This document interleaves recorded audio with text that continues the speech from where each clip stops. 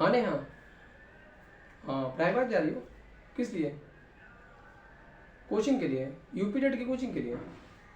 अच्छा अच्छा, मतलब यूपी टेट की कोचिंग मतलब घर से नहीं निकाल ले सकती तुमको, ऐसा लगता है? क्यों? अरे मैंने किया है ना, मैंने तो पहली बार क्लियर किया, पहली बार दिया था मैंने, 98 मार्क्स लाए थे। तुमको नहीं पता कि मैंने तुमको बताया भी था? फिर मैंने दिया 2019 में यूपी टेट की परीक्षा, मैंने लाया 120 नंबर। हाँ बिल्कुल, जब मैं कर सकता हूँ तो तुम भी कर सकते हो बिल्कुल। मैं कोई पढ़ने में बहुत अच्छा था क्या? बिल्कुल नहीं थे, एवरेज कैंडिडेट्स हूँ। जब मैं इसी तरीके से कर सकता हूँ तो तुम भी कर सकते हो। आपके दिमाग में भी इसी तरह से कहीं ना कहीं कंफ्यूजन होगा कि क्या यूपी टेट की जो परीक्षा है वो बिना कोचिंग के निकाली जा सकती है। बिल्कुल, इसका साक्षात प्रत्यक्ष प्रमाण मैं आपके सामने हूँ। मैंने आज तक किसी कोचिंग इंस्टीट्यूट में आज तक मैं गया तक नहीं, आप शायद ट्रस्ट न करें मेरी बात को, लेकिन मैंने पहली बार में वो भी बहुत तरह के, मैं आपको बता दूं कि यूपी टेट का और सी टेट का जो क्वालिफाइंग मार्क्स है वो 90 मार्क्स है। और हर साल जब इसकी परीक्षा होती है तो इसका जो रिजल्ट है वो सिर्फ 25% 28% ही है। तो बहुत सारे कैंडिडेट्स में, यानी कि अगर 25% 28% रिजल्ट है तो कॉमन सी बात है कि इसका 75% या फिर 72% कैंडिडेट फेल होते हैं इस परीक्षा में। कहने का मतलब सीधा सा है कि इस परीक्षा में को अगर आप एक सही स्ट्रेटजी के साथ तैयारी करते हो तो बहुत आसानी से, मेरी तरह ही बिल्कुल आप बहुत आसानी से इस परीक्षा को पास कर सकते हो। पास ही नहीं बल्कि आप अच्छे नंबर पर टॉप कर सकते हो अपने कॉलेज में। बिल्कुल सही।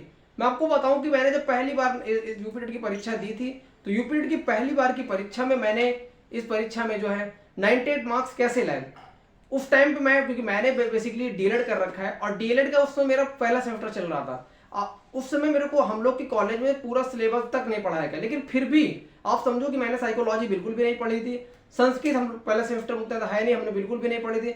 हमने मतलब जो मैंने पहले पढ़ रखा, देखिए यूपी टेट की परीक्षा देने अगर आप जा रहे हैं या फिर किसी परीक्षा देने जा रहे हैं, इसका मतलब ये नहीं कि आपने बिल्कुल भी आज तक कुछ पढ़ा नहीं है। आपने ग्रेजुएशन तक की पढ़ाई की तभी तो आप डीएलएड या फिर बीएड किया आपने। तो कॉमन सी बात है कि आपने ठीक ठाक पढ़ रखा है। जरूरत क्या है, कुछ नई चीजों को पढ़ने की, कुछ और चीजों को रिवीजन करने की, जिससे कि आप अपनी पढ़ाई को एक नए मोड पर ले जा सकें। मैंने बेसिकली क्या किया था कि जो चीजें मेरे को पहले चीजें जो आती थी वो चीजें, और प्लस जो चीजें थोड़ी बहुत मेरे को फर्स्ट सेमेस्टर में पढ़ाई गई थी वही चीजें, मैंने कुछ एक्स्ट्रा नहीं पढ़ा था और इतना ही पढ़कर मैंने 98 मार्क्स लाया हूं। दोबारा मैंने एक अच्छी मेहनत के साथ दिया। अब मेरी पहली जो 98, दूसरा जो यूपी टेट है वो 120 है। 98 से 120 के बीच जो डिफरेंट है वो 22 मार्क्स का है। और इतना आसान नहीं होता कि किसी भी परीक्षा में आप जो एवरेज मार्क्स है, average marks in the sense कि ज्यादातर कैंडिडेट जहां पहुंचते हैं वहां तक पहुंच जाओगे, लेकिन टॉपर की कैटेगरी में अगर आप अपने आप को लाना चाहते हो तो आपको एक एक नंबर के संघर्ष करना पड़ता है। एक एक नंबर के लिए आपको लड़ाई करनी पड़ती है और एक एक नंबर कहां से निकाला जा सकता है इसके लिए आपको कई अच्छी स्ट्रेटजी के साथ आपको मेहनत करनी पड़ती है। मैं आपको बता दूं कि हाल ही में कोई परीक्षा हो रही है, हाल ही में बीपीएससी प्राइमरी परीक्षा हुई, कोई सीटेट की परीक्षा, कोई परीक्षा होती है, हर परीक्षा का अपना स्टैंडर्ड बढ़ा दिया गया है। जो यूट्यूब पे या फिर आप किसी कोचिंग वगैरह, ऑनलाइन कोचिंग वगैरह का सोच रहे हो, ऑफलाइन कोचिंग का सोच रहे हो, इनका एक फिक्स मैटर है। अगर आप खुद से स्टडी नहीं करते, खुद की स्ट्रेटजी बनाकर अगर आप मेहनत नहीं करना चाहते हैं तो आप हो सकता है कि पास तो कर लें, हो सकता है, लेकिन एक अच्छे नंबर से पास करने के लिए आपको खुद की स्टडी करना बहुत जरूरी है। खुद से आपको बुक लिस्ट फॉलो करना बहुत जरूरी है। खुद से आपको मेहनत करने के लिए बहुत जरूरी है।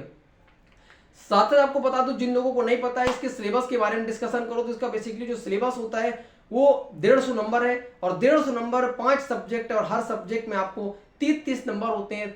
ओवरऑल 150 मिनट होते हैं और कोई नेगेटिव मार्किंग बिल्कुल नहीं है। आने वाली जो वैकेंसी होगी यूपी या फिर किसी भी एग्जाम, किसी भी स्टेट की बात करूं, क्योंकि नई शिक्षा पॉलिसी एनईपी 2020 लगने वाली है और एनईपी 2020 लगते ही आपको बता दूं कि यूपी टेट की जो परीक्षा मार्क्स होंगे उसका 1/4 आपकी परीक्षा में, जो सुपर टेट की परीक्षा उसमें एड ऑन किया जाएगा। बिल्कुल, अगर आप एक अच्छे मार्क्स पर परीक्षा क्वालिफाइंग करते हैं तो आपको इसका बेनिफिट जरूर मिलेगा। हो सकता है आपका जो हाई स्कूल, इंटर और ग्रेजुएशन के मार्क्स थोड़ा एवरेज हो, कम हो ओवरऑल, लेकिन अगर आप यहाँ अच्छा कर लेते हैं तो मैं आपको गारंटीड कह सकता हूँ। देखिए, अगर मान लीजिए इसके मार्क्स सपोज 1% चांसेस कि नहीं ऐड होते, 99% चांसेस जो भर्ती आएगी वो एनईपी 2020 के थ्रू आए। क्यों? क्योंकि नए शिक्षा आयोग का भी काम कंप्लीट हो चुका है लगभग और आने वाली जो भर्ती होगी वो नई शिक्षा आयोग के थ्रू आएगी और नई शिक्षा पॉलिसी के थ्रू आएगी। तो 1/4 मार्क्स जुड़ना इसमें बिल्कुल लाजमी है। और साथ ही साथ अगर आप यूपी टेट में अच्छा करते हैं तो मैं गारंटीड कह सकता हूं इस बात को कि आने वाले सुपर टेट की परीक्षा में भी आप अच्छा करोगे। आपके दिमाग में आ सकता है कि आप कैसे बोल सकते हैं। मैं आपको बता दूं कि देखिए, यूपी टेट का जो सिलेबस है सेम वही सिलेबस आपका सुपर टेट में भी, लेकिन सुपर टेट में क्या होता है कुछ चीजें ऐड ऑन हो जाती है। अगर आप मान लीजिए 10 नंबर तक की तैयारी आप अच्छा कर ले रहे हो, 10 में 9 ला रहे हो, 8 ला रहे हो, तो आप गारंटीड जब 30 नंबर का मान लीजिए सपोर्ट सुपर डेट आपका 30 नंबर का सपोज है, तो 30 नंबर में आप बहुत अच्छा कर पाओगे, एक कॉमन सी बात है। तो आप सबसे पहले क्या करना है, आपको यूपीटेट की तैयारी बहुत बेहतरीन तरीके से करना है, और इस वीडियो को ज़्यादा से ज़्यादा शेयर करें, क्योंकि मैं इस वीडियो को ज़्यादा लंबा नहीं खींचना चाहता हूँ, और ज़्यादा से ज़्यादा शेयर करें और कमेंट करके बताएं कि आप यूपीटेट की तैयारी कर रहे हैं या फिर नहीं कर रहे हैं। और आपको बताऊँ, मैं बुक लिस्ट से संबंधित अलग वीडियो बनाऊंगा, इसके प्रीवियस पेपर से संबंधित इसकी स्ट्रेटजी क्या होनी चाहिए, एक एक पॉइंट को डिस्कशन करूंगा यूपीटेट 2023 के बारे में। और चैनल को ज़्यादा से ज़्यादा अपना प्यार दें, क्योंकि हम लोग अगर वीडियो बनाते हैं, काफ़ी मेहनत करते हैं, तो आप सब अगर सपोर्ट करते हैं, अपना कमेंट करते हैं और सब्सक्राइब करते हैं, तो हमको मोटिवेशन मिलता है। मेरा चैनल बनाने का सीधा सा मोटो है कि ज़्यादा से ज़्यादा लोगों तक हम पहुँच सके और अपनी बातों को पहुँचा सके, जिससे बहुत सारे कैंडिडेट्स, क्योंकि बड़े बड़े कोचिंग वालों का एक धंधा है, सीधा सा कैंडिडेट से 4000 5000 ले रहे हैं हमें, और एक फिक्स मैटर हमको देना है बस।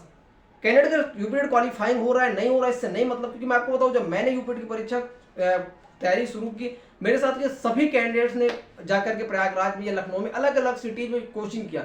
मैंने बिना कोचिंग के, जो भी मेरे बहुत सारे ऐसे लोग हैं जो मेरे चैनल पर जुड़े हैं, मेरे दोस्त हैं, इन द सेंस कि मेरे को बहुत अच्छे से जानते हैं, और मैं आपको बिल्कुल यूनिवर्सली बता रहा हूँ, बिल्कुल फैक्चुअली बातें बता रहा हूँ कि विदाउट कोचिंग मैंने 98 गिन किया, वहीं पे उन कैंडिडेट्स ने फेल हो गए। आप ट्रस्ट नहीं करोगे, जो पास भी हुआ तो वो 82 85 या फिर जनरल है 90 ऐसे मार्क्स से क्वालिफाइड किया, और विदाउट एनी कोचिंग मैंने 98 मार्क्स गेन किया। फिर मैंने अगली बार दिया, मैंने 120 गेन किया, उनका स्कोर वही रहा सेम, कुछ का फिर से फेल हो गए। आप समझ पा रहे हो, तो कोचिंग की नीड नहीं है, नीड क्या है, सेल्फ स्टडी की नीड क्या है, सही मैटर के साथ जुड़ने की जरूरत क्या है, आपको एक सही स्ट्रेटजी के साथ काम करने की, क्योंकि लक्ष्य तक आप तब तक अच्छे से नहीं पहुंच पाओगे जब तक आपकी एक योजना नहीं है। Thank you.